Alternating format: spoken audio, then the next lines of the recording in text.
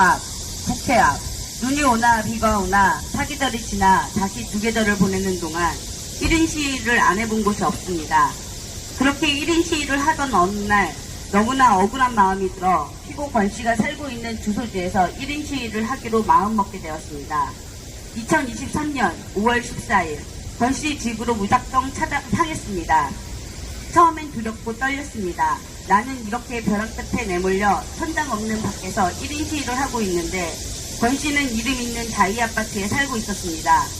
지금 명령을 위해 권 씨 초본에서도 확인된 주소를 실제 눈으로 보게 되니 심장이 빠르게 뛰기 시작했습니다. 계약 만료 통보를 위해 권 씨의 카톡이 연결될 때가 있었는데 그때 외제차로 보이는 사진과 부부 사진, 명품 고양이들 사진으로 누가 봐도 신혼부부처럼 보였습니다. 권 씨가 사는 주소지인 평택까지 가니 얼굴을 직접 보고 어떻게 해야 할 것인지 듣고 싶었습니다. 그래서 주민센터 동장으로 위장해 배를 누르니 피고 권 씨가 문을 열어주었습니다. 처음 얼굴을 보았습니다. 저는 그때 갈 때까지 간 상황이라 두려울 게 없었습니다. 오히려 방금 전까지 심하게 뛰었던 심장이 차분해지는 것을 느꼈습니다. 지푸라기라도 잡고 싶은 심정이라 무단 침입으로 신고되더라도 권 씨의 입장을 듣기 전까지 한 발짝도 움직이지 않기로 작정했습니다. 그렇게 들어간 집에 권 씨는 저에게 누구냐고 물었습니다. 저는 사실대로 말했고 보증금 줄 때까지 그 집에서 돌이 되고 싶은 심정을 담아 묵묵히 있었습니다. 결국 신고가 되어 얼마 후 경찰분들이 왔습니다. 그럼에도 저는 직접 권 씨를 대면하고 아무렇지 않게 잘 살고 있는 모습을 보니 죽더라도 이 집에서 죽어야겠다는 생각이 들어 저를 데리고 나갈 거면 권 씨의 수갑을 채워 경찰서로 가자고 했습니다. 수갑을 채우지 않으면 나가지 않겠다고 했습니다. 지금 생각해보면 말도 안 되는 억지였다는 것을 인정합니다. 그렇게 경찰분들이 오니 여자친구는 안방에서 나와 저에게 이 집은 본인 명의니 나가라고 소리쳤습니다. 이에 권 씨는 파산할 거라고. 그날 제가 보고 느낀 것 중 가장 중요한 지점은 예상한 대로 피고 권 씨는 어떠한 일을 진행할 때마다 본인의 판단이 아닌 들고 있는 또 다른 휴대폰으로 누군가에게 전화를 걸어 내내 보고하듯이 물었습니다. 이에 묻는 질문에 따라 지시를 따르는 것과 같은 태도를 보였습니다. 검찰로 구속 송치되기 전 담당 경위님 역시 개인정보보호법상 이름은 거론치 않고 피고인 권 씨와 연결된 수많은 공인중개사와 브로커들이 사기 수법은 여느 전세 사기 유형과 같다는 판단을 보여주었습니다. 그래서 피고인 권 씨는 명의대여자이고 지난 7월 9일 재판 증인으로 나온 공인중개사와 컨설턴트 그리고 이들을 연결시켜준 박 씨가 주범 및 공모자라고 생각합니다. 미추홀구의 건축왕이라고 불리우는 남씨 일당과 전형적인 같은 수법의 전세 사기입니다. 그러니 반드시 피고 권 씨를 앞세운 주범 및 공모자까지 모두 구속 기소하여 명명백백 그들의 죄를 낱낱이 밝혀주시고 엄중하게 처벌해 주십시오. 저는 질권 설정으로 보험 가입이 거절되었습니다. 나중에라도 가입을 하려고 알아보니 이미 압류가 있어 거절되었습니다. 그래서 피고 권 씨에게 반드시 보증금을 돌려받아야 합니다. 또한 피고 권 씨뿐만 아니라 주범과 공모자인 공인중개사들과 브로커들을 반드시 구속 수사하여 엄중 처벌해야 합니다. 그들은 피고 권 씨보다 피해자의 보증금을 더 많이 가로챈 이들입니다. 그들이 가로챈 피해자들의 보증금은 피해자들에게 삶의 전부이자 미래였습니다.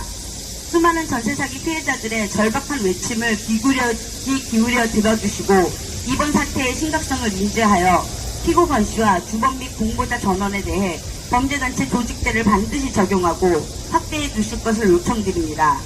부디 대한민국 사법기관의 엄중함을 보여주시어 조직적 전세사기 주범 및 공모자들에 대한 사기 행각을 명명백백 밝혀주시고 이 땅의 서민들이 더 이상 전세사기로 고통받는 일이 없도록 관련자들의 엄중한 처벌을 반드시 해주실 것을 다시 한번 간곡히 호소드립니다.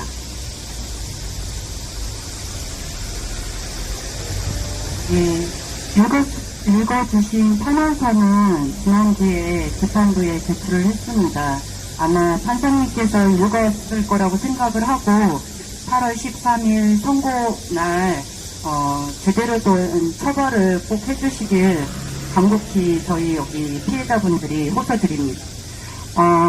날이 너무 더워서 구호는 마지막 다 끝나고 한 2번 정도 구호를 외치고 끝내는 걸로 하고요. 바로 다음 발언 이어가도록 하겠습니다. 위원장이신 서울빈 위원장님 모시고 발언 해보도록 하겠습니다.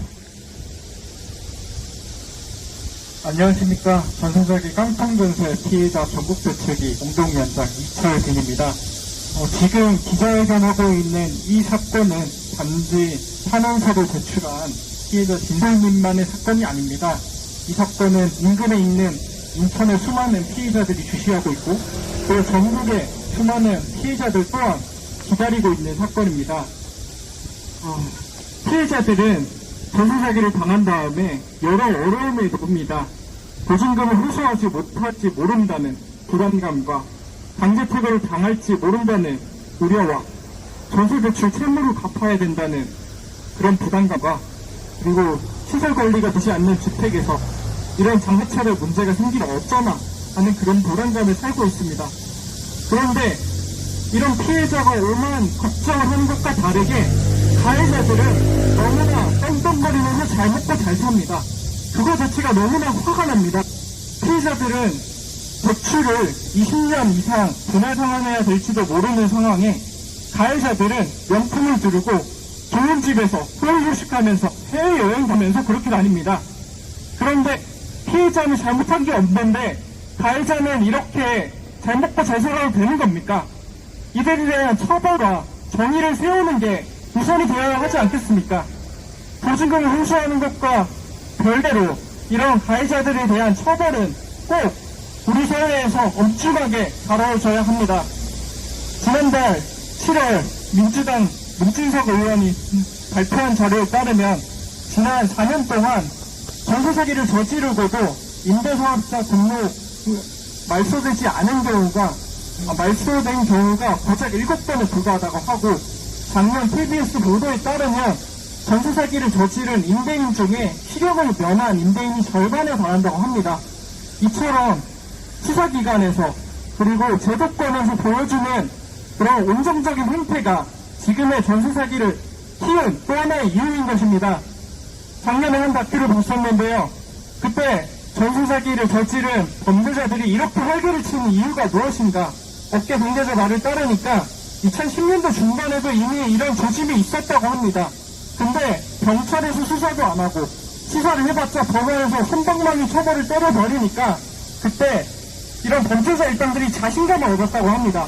아, 이렇게 해봐야 연봉 10억, 20억쯤 거뜬하게 벌어들이고 감옥에서 몇 년 그냥 쉬다 나오면 나는 평생 벌 재산 다 벌 수 있는 거구나. 그렇게 자신감을 얻고 지금까지 이렇게 활개를 치고 다니는 거라고 합니다. 전세 사기 대란이 벌어진 지 2년이 지났습니다. 그동안 양형 기준 뭐가 올라갔습니까? 그동안 이렇게 처벌하는 법적인 기준 배정된 게 있습니까? 그러니까 지금도 전세 사기가 계속해서 일어나고 앞으로도 얼마나 벌어질지 모르는 겁니다. 이런 전세 사기 범죄를 저지르는 것에 대해서 엄중하게 처벌해야 합니다. 그래야 다른 지방의 재판부도 경찰도 검찰도 참고해서 엄중하게 수사하고 이 일당들을 엄중하게 처벌할 거 아닙니까? 부디 이 사건이 그저 이 피해자 한 명 소수의 사람들에게 얽힌 사건이라는 그런 가벼운 생각은 버려주시고 수백 명, 수천 명, 수만 명의 피해자들이 바라보고 있는 사건이라는 것을 인지하고 보내주십시오. 그리고 명의대여자만 처벌하는 것은 이것 또한 형평성이 없는 거 아닙니까? 분명히 사기는 조직적으로 짜고 쳤는데 왜 명의를 빌려준 가장 가벼운 그런 범죄자만 처벌을 하는 겁니까? 이 판을 세팅한 컨설팅체, 분양대행업체, 그리고 이 과정에 조직적으로 가담한 공인중개사, 그리고 전 임대인 모두 공범이다. 이들을 묶어서 범죄의 조직죄로 엄단해 주십시오. 이들의 범죄 수익을 몰수치할 수 있도록 해주시고 부당이득을 환수해서 피해자들에게 돌려주십시오. 그게 국가가 국민을 지키는 최소한의 도리일 것입니다. 이상입니다.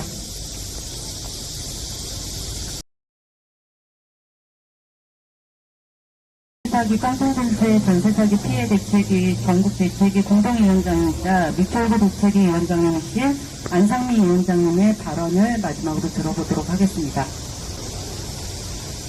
안녕하십니까.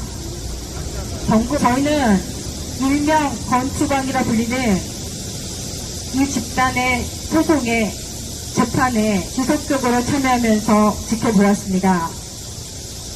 어이가 없습니다. 지금 현행법상 처벌도 약해서 가해자들이 비웃고 있는 이 시점에서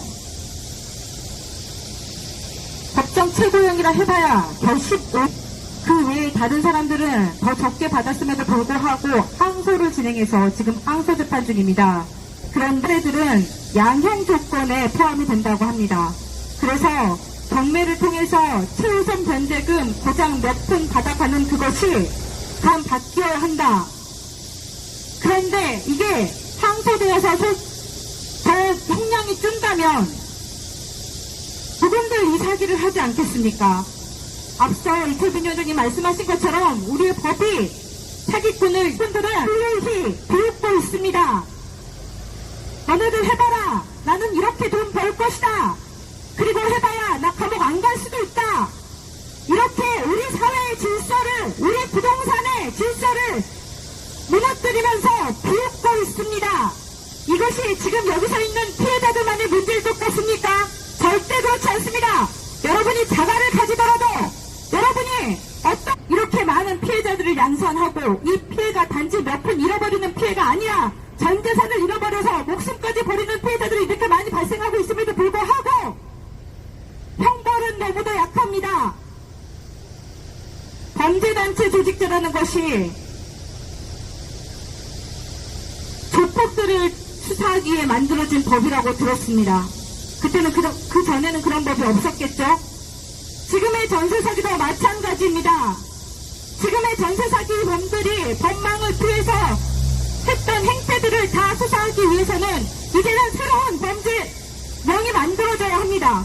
그래서 월급 받고 일한 게 아니더라도 같이 가담을 했으면 다 공범으로 처벌받을 수 있도록 법 또한 바뀌어야 하고 형량 또한 바뀌어야 합니다.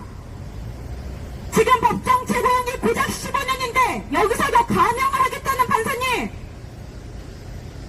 제발 멈춰주십시오. 피해자들은 오늘 아침에 저희 피해자 한 분을 만났습니다. 60대이신 어르신은 얼마 전 유방암 선고를 받았답니다. 건강하던 몸이 2년간 이 전세사기의 피해에 노출되다 보니 스트레스로 인해서 유방암 진단을 받았답니다. 다음 주에 수술하러 가신답니다. 이뿐입니까? 사망하신 분들도 많습니다. 스스로 목숨을 끊지 않더라도 스트레스로 인해서 건강 악화돼서 돌아가신 분 많습니다. 지금 현실이 이렇습니다. 다시 말씀드립니다. 지금의 형벌로는 너무나도 부족합니다. 앞으로 이 전세사기 범죄를 다룰 수 있는 새로운 범죄명이 조직이 되고 새로운 법이 나와서 더 이상은 죽어가지고 더 이상은 집 가지고 장난치지 못하도록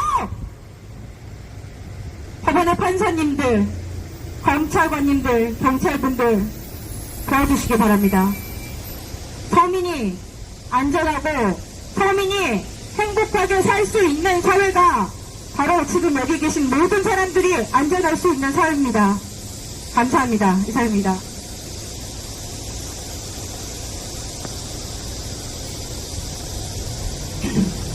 네, 이상으로 발언은 모두 마쳤고, 구호 한 2가지 정도 같이 외쳐보도록 하겠습니다.